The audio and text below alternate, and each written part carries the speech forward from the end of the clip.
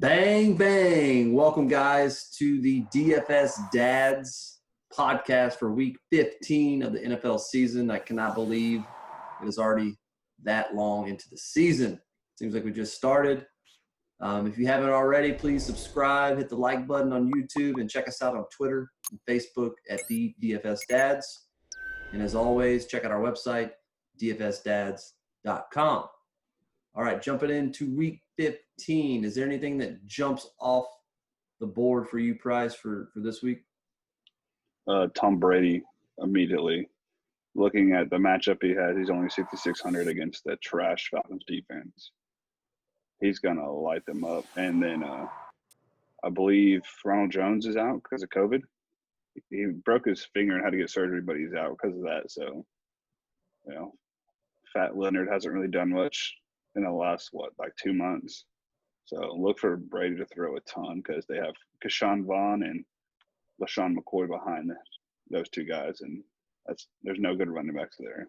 Yeah, Leonard was a healthy scratch last week, and then Bruce Arians said he could start this week, which kind of makes you scratch your head, like, how's he the starter but didn't, it's kind of weird. So, yeah, I don't trust any running back there, especially McCoy or Vaughn. So, you got to kind of go all in on Brady and all those weapons. They're going to have a huge game at some point, and he's had some big games, this year. So, I definitely agree with you there.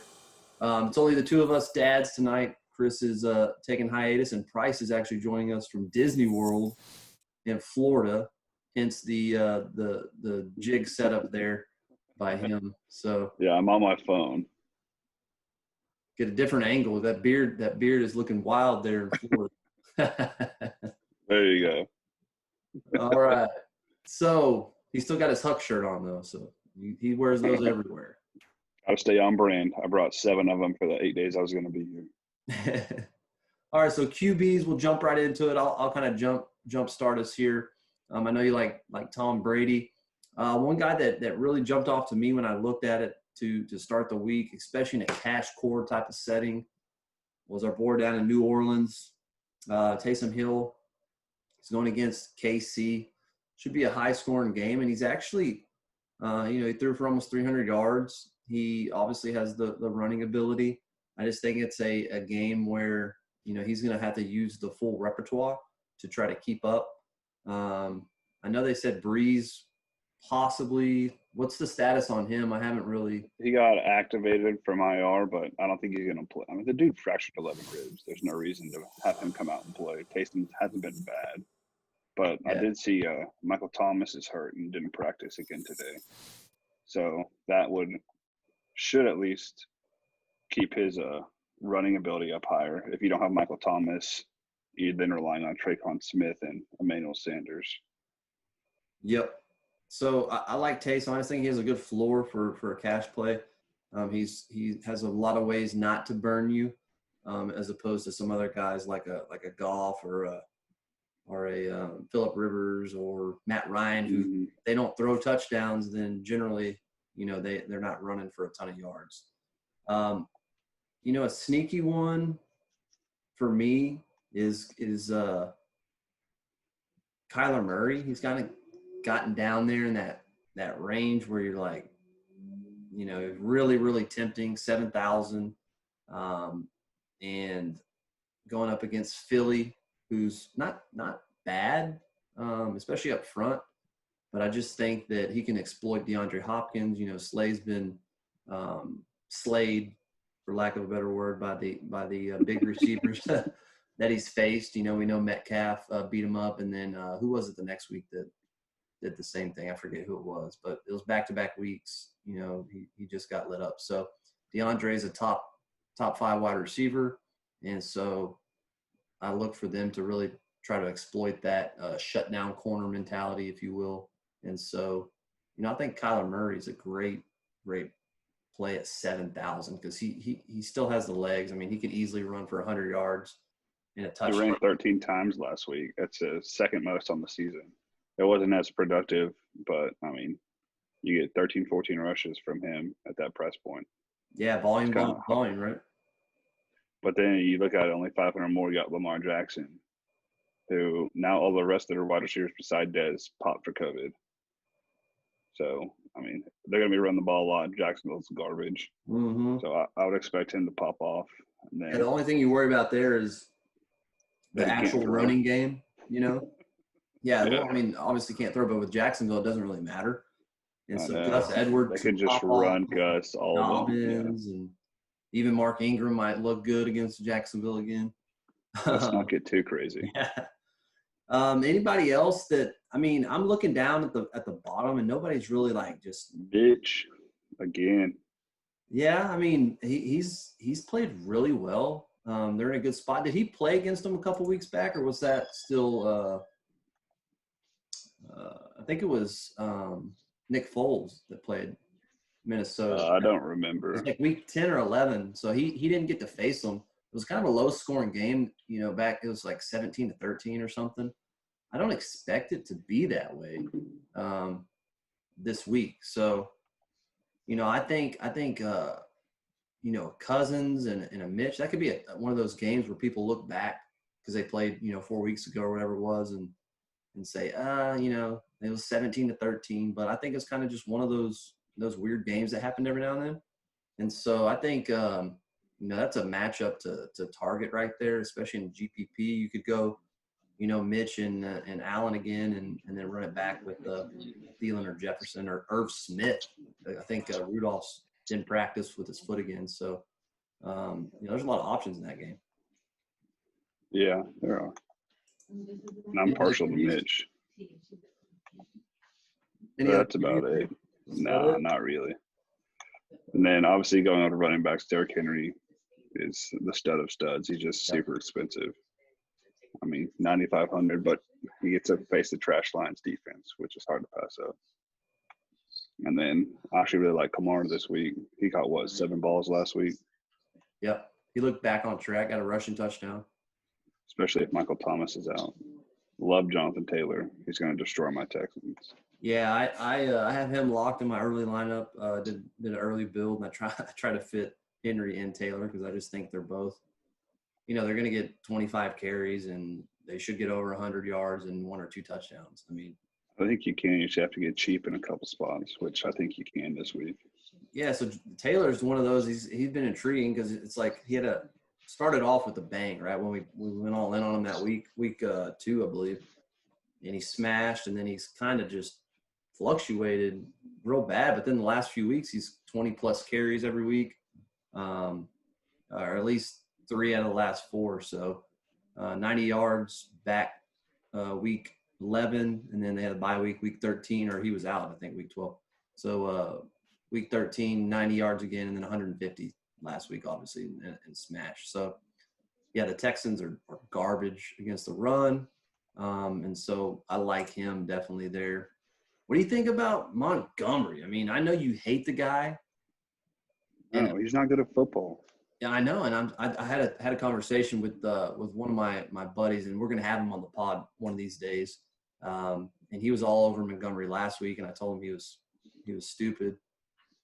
He did nothing besides that. I know, and that's what I told him. I said, look, you know, process over results, right? Yes, the result was good, but he had 1 run, then he had like 20 yards the rest of the game. So it'd be like people playing Kalen Ballage tonight because he scored a touchdown. Yeah, I mean, he has back-to-back games where he's gone over 20-something points. So I'm full off of him. I still won't go there, but you know, a GPP flyer, he probably won't be high owned, especially at that price. You know, yeah, I'm like you. I don't like him there. Cam Akers jumped 6,600. You touching that? No, not against the Rams or the Jets D. I think he'll be okay, but I'm not paying 600 for him. Yeah, it's too expensive. You just never know. You know, the Rams are one of those. They might just do the trio out of nowhere again, hand it off 10 times to each guy. I like Mostert's spot, but he hurt his ankle again. Yep. And so what do you do with that? The dude missed, 6 weeks? Yeah. And then you got McKissick at 5,700 against Seattle. You know they're going to be down. Yeah, I know. it's looking like it's going to be Haskins again, which, you know, it's sucks. worrisome. It's worrisome because, but you look back, I mean, besides week 2, I mean, he had 4, 8, 8. I'm not really sure when Alex Smith, I think it was week 4, probably when it jumped up. Or no, it was, what's his face came in first? Kyle Allen. Yeah. And so, I mean, his That's targets when have been pretty steady. And then last week, obviously, 2 targets. It's like out of nowhere. So that'll be a little more digging into that one. I agree with you. They're going to be down. I just don't know the Haskins relationship there. You know, he's kind of not a dink and dunk as Alex Smith. So I think what's Damian Harris' status? Do you know? He's injured. I don't think he practiced today, which kind of, you know, if he's not able to go, you know, you could go down to a Sony or I know, but they have a good matchup, man. They're playing Miami. Miami obviously has good secondary. We know that, but their one vulnerability is the run. But obviously you have the Cam Newton factor in there where they get anywhere within the sniffing distance of the goal line, and he seems to decide to run the ball, whether that's by design or him doing it. So James White is hurt too. He missed practice with a foot injury. Yeah, so I mean, you know, flyer. How much is Sony this week? He's got to be cheap. 4,300. Yeah, so almost rock bottom. I mean, if you think that he's going to get volume, you know, you could go there, but just kind of one of those flyers, maybe. You know, got Gus Edwards down there at 4,400. No, it's a fluke. Good weeks. He's flukish like Montgomery, huh? He's not good. He runs hard, straightforward. But the only other running back I'd look at would be DeAndre Swift. He's just a little expensive at 6,400. Yeah. What about Pollard? Zeke's hurt, so if Zeke is actually limited, that'd be a good play. But yeah. San Fran has a pretty good run defense. Yeah, Pollard's pretty good out of the backfield too, though. I think if Zeke was to, I mean, I guess the Cowboys are pretty much eliminated. I don't even check anymore these days, even though I'm a Cowboy fan. But you know, they might do one of those things where, you know, they just paid him a ton of money. They don't want him to have a season-ending injury where he's not back for next year. So they might tone it down there. I mean, Pollard gets an uptick. He's one of those hard runner types. You know, garbage time. You know, never know. But he is a little pricey at 5,200 to just go all in on that. But you know, he got 11 carries last week, got 2 targets. So there is some upside there. But yeah, I'm like you. I love the top, and I don't really love anything down low besides, you know, possibly McKissick, and he's not even that cheap. Well, that's why there's a couple of receivers we can use to open up that salary. All right, let's hop into it. Start us off. Go cheap first. Obviously, Bowden again with Grant and Parker both got hurt last week. He popped off for 15 points. He only went up $600. So super cheap. And then a couple of your Cowboys, Gallup's only 3,500, which is way too cheap. And then CeeDee Lamb, where is he? I think he's 4,500. He's 4,500. So I think that's way too cheap for him. Pittman at 4,800. You got Hilton again at 5,500 against Houston. And then my favorite play is Ayuk with 6,300.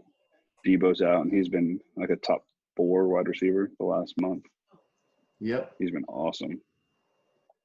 Yeah, we wrote about him in our deep dive last week, and you know, I put more of a GPP play, but he's very quickly transitioned into any type of play receiver. I mean, he's getting the targets, he's getting the volume, and he's making plays. So yeah, like you, I like Antonio Brown, man. I like him again. I don't know if it's he and Godwin have fantastic matchups this week. I think Godwin has the best on the slate. Yeah, I would like to see the volume a little more. You know, he only had 5 targets, but he had 5. That's tied for the team lead. Yeah, Brady is very disperseful with his passes. And obviously, you had who's Scotty Miller catching the long touchdown. Yeah. Yeah, at the top, I'll go over some of the top end guys I like. Obviously, Tyreek got a great matchup. The dude is just, I mean, he's a walking bomb as far as he can go off at any time. You know, obviously he only had 7 targets, which was way down from previous weeks. That's But weird. one of those was a bomb, and he caught a touchdown. And then he had a long rush. What's I'm weird? just saying, it's weird. His targets regressed. I don't know who would have thought about that. I don't know, but he scored 2 touchdowns. I don't give a shit. He scored 2 touchdowns. I told you it was going to happen, and it happened. You got lucky. Even though I used him, but I didn't say he wasn't gonna regress in targets. I just said I liked the matchup and the volume he was getting. So early in the year, he was getting 6 targets a game, and you were still taking them. So he got 7. So he got more than earlier in the year. Whatever. We see Allen Robinson again. I mean, the dude, Trubisky loves the guy. I mean, he definitely had the target share last week and the week before, and he has another good matchup against Minnesota. And I just think that, you know, it's been weird because Chicago's been playing with the lead the past 2 weeks, and so he hasn't really gotten to explode. Like he went off in the first half. They had the big lead, obviously, and had 1 catch for like 30 yards in the second half. So a full game, I think. He's still a great play at 7,400. What is he, still second in the league in targets? Yes. So, you know, the volume's going to be there. Jefferson, right there under him for a run back, like we talked about. I like him. And then Cooper Kupp. The Jets are terrible against the slot, except for Lockett last week. But I think that was more they could just do it however they wanted to, that being Seattle. So Woods is a little banged up. I would monitor that. But if Woods is out for any reason, then I really love Kupp. Lock and load. If that's they're gonna slaughter the Jets regardless. But the first half he should, you know, get 8 catches for 100 yards and a touchdown. I mean, what do you think about Ridley this week? I mean, I like him. I forget what the stat is, but I read it last week when Julio's been out. He's averaging 10 targets and like 100 yards without Julio. So I don't know if Julio's playing, but I know he didn't practice, so probably not.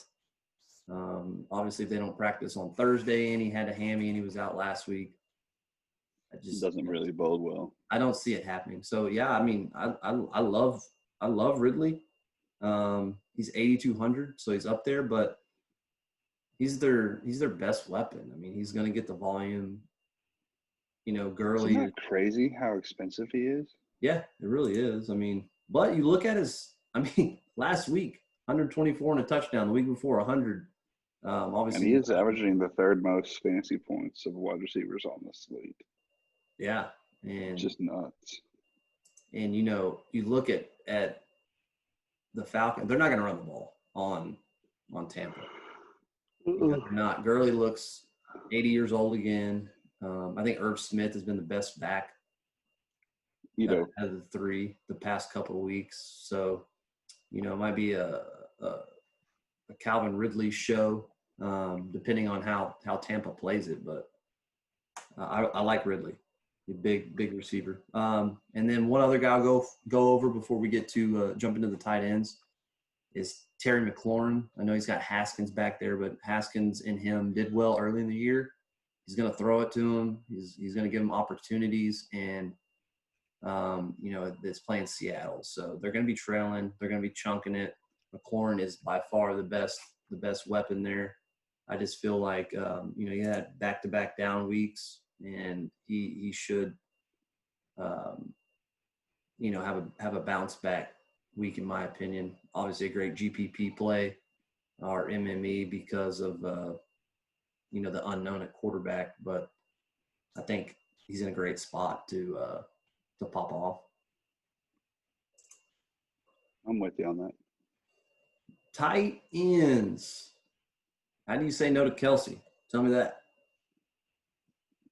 Because I'm paying up at running back and I can't afford him. I know, but dang, that guy is good, man. He just doesn't let you down. He's the leading receiver in the NFL. I know, it's crazy. As a freaking tight end. That's nuts. So I think you either go Kelsey or you skip everybody down and go to like Irv Smith or Cole Kmet. Actually, I think he garnered like 40% of the share or targets last week. Yeah. I mean, that is a huge upside there. And then go back to Jordan Akins. I mean, he drops touchdowns like crazy, but eventually he's going to catch them. He's 2,800 against the Colts. So you go cheap there. So if you go like cheap there and then like a Bowden or a CeeDee Lamb, you can afford Derrick Henry. Yeah. Tight end's one of those. It's just been such a toss up this year. Obviously you haven't had a ton of steady play besides Kelsey. I mean, even Waller was. He had a lot of targets, but there was a lot of times it was for 30, 40 yards. A lot of touchdown dependency there too. So, and like you said, unless you're going Kelsey, I think you punt on tight ends. I was all over Hayden Hurst with Julio out last week, and he just flopped. 3 targets, 1 catch. I know he's had some injuries, so it's like, man. But as far as the tight end spot, so you look at who the worst teams are against the tight end, and you don't have a ton of them playing this week, or they've played, the Thursday game or the Monday night. They're not on the main slate. So you got Irv Smith though, who Chicago's been bad, and he did good last week. I think he had like 6 catches for 60 yards and a touchdown. Yeah, that's what I was getting to. So you got Chicago and Atlanta are the top 2 as far as giving up fantasy points to the tight end position, right? So that's kind of where I'm going. And so, but it's hard to play Gronkowski just because you just always talk yourself out of it. They have so many weapons. 1 week, 2 weeks ago, 7 targets, 100 yards, went 4.5x. And then last week has 2 targets, even though one was a touchdown. His one catch was a touchdown, but so the volume there is just hard to pay up for that. You got Dallas Goedert, whose volume's been pretty steady. He's got 6'10", 7'6" the past 4 weeks. So he's somebody to look at, as far as a lower end option. But I'm with you, Irv Smith, great spot, good matchup, and with Rudolph probably being out, I like him. I think Schultz, San Francisco is really good against the tight end. They're actually the best as far as fantasy points goes. If you're looking for somebody that's going to get some catches and not just totally burn you, I think he's a viable option. He's a decent athlete and gets catches. We were on him last week. The game script got away from us, or I think he would have been a fine play. More contrarian there, obviously, GPP type of dart, but tight ends will probably pick one of the low end guys and go with them like we normally do later on in the week. So figure out who we like the best. And then our defense this week. Yeah, our best picks, man. We are the defensive gurus at DFS Dads. We have to go back and look at our track record, but I'm pretty sure we've played the best, cheapest defenses all year long. We played the Jets. Yeah, the 2 we were on last week were the Cowboys and the Washington. Yeah. Scored 3 touchdowns between them. I think they put up 18 and like 21 1 point. Yeah, I mean, it's like, and I might be jinxing myself. Let's knock on some wood here, but I mean, it's like we're throwing darts at the board for cheap defenses, and they just keep paying off for us. I mean, it's been awesome. So that being said, So you don't want to pay $4,500 for the Rams? It's enticing, but I don't know. The Rams almost lost to the Giants. So I think if Julio's out, I'm gonna lock and load the Bucks. They're Matt 3,000, so that they're not cheap. But Ryan hasn't been playing well. They've been giving up sacks, and the Bucks' defensive line is elite. Yeah, what was it? 8 sacks to New Orleans the first time they played them, 4 weeks ago, I think. Yeah, Matt Ryan's one of those that, I mean, he's known for his pick sixes. Like, it's just something he does every year. So I think maybe the Jets. The 2,100, they gave up 40 last week and got -1, but we've said it over and over. There are weeks where Jared Goff just shits the bed, and it's usually been at home. For some reason, he doesn't play well at home, even with no fans. So that's a good spot to look at. Yeah, and people, think we're crazy, but we played them against LA Chargers. They went for 4x. We played them against Miami, and they went for 4.3, right? So both those offenses are pretty good, and they gave up points. They gave up 34 to the Chargers and 20 to Miami. And then even the next week, they gave up 31 to the Raiders, but they still 2.4x. So, they create turnovers. It's just their offense is so bad that they're just on the field a lot. And they're notoriously bad in the secondary for the big plays. So, but yeah, I'm with you. I mean, I don't mind it because I know they can get sacks and they can get turnovers, and they've done it. So, and golf has terrible games, like you said. So I don't mind that. One of the ones I was looking at was Cardinals versus Philly. Now I know Hurts had a good game. He rushed for 100 yards, but the Cardinals defense sees that in practice every day.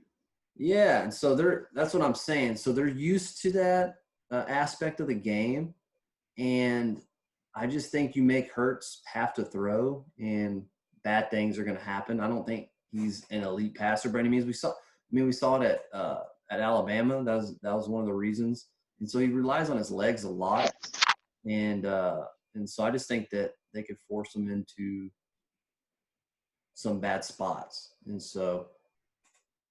I think it's a good flyer. They're not expensive, the 2,900. So, but if it was me, I'd pay up another 1,000. But if I'm playing multiple lineups, or I only have 29, then I think that's a viable option, in a tournament play or something like that.